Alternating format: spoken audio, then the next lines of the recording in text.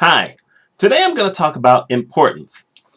Every single one of us values something that we think is really important. For instance, some people value their kids. I've never had kids, and I know that I would value kids, but some people value their kids over everything else. Some people value their pets over everything else. My mother values television, not TV shows specifically, but TV. She likes to be able to watch her programs. That's really what is important to her.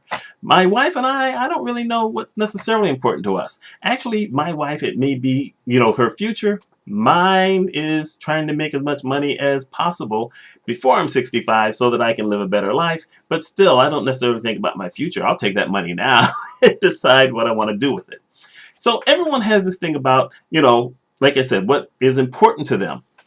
The problem gets to be when we forget that what's important to someone else may not necessarily be important to us, but it really is important to them.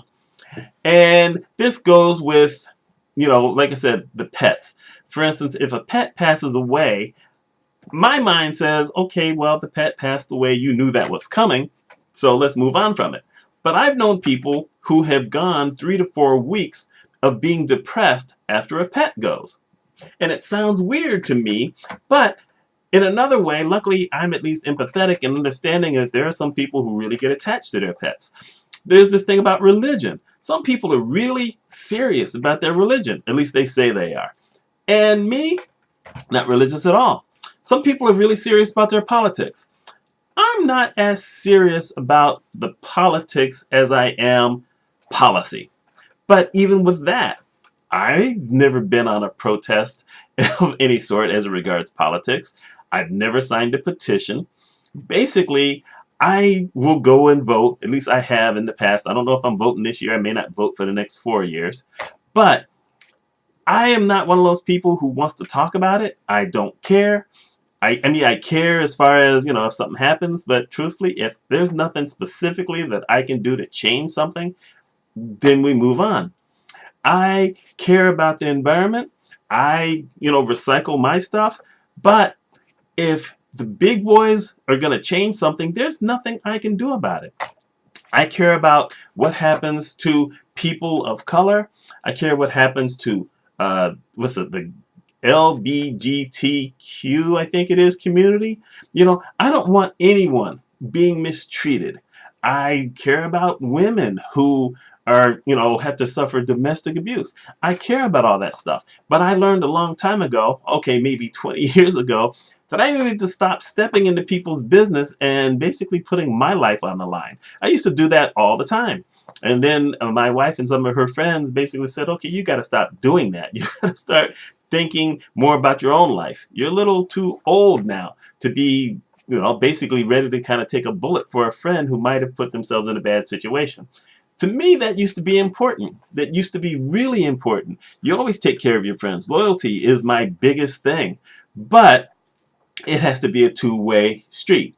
So, you think about what's important to you, and hopefully you'll put more time to that. Now, I have actually found during certain coaching sessions that people misplace their what they think is important. For instance, one of the things that I sometimes ask people, okay, write down 5 things that you think are important in your life. And people will do that. They'll write down their job, they'll write down their family, they will write down whatever. And then I say, okay, now based off of that, tell me which one of these things you actually give more time to in your life.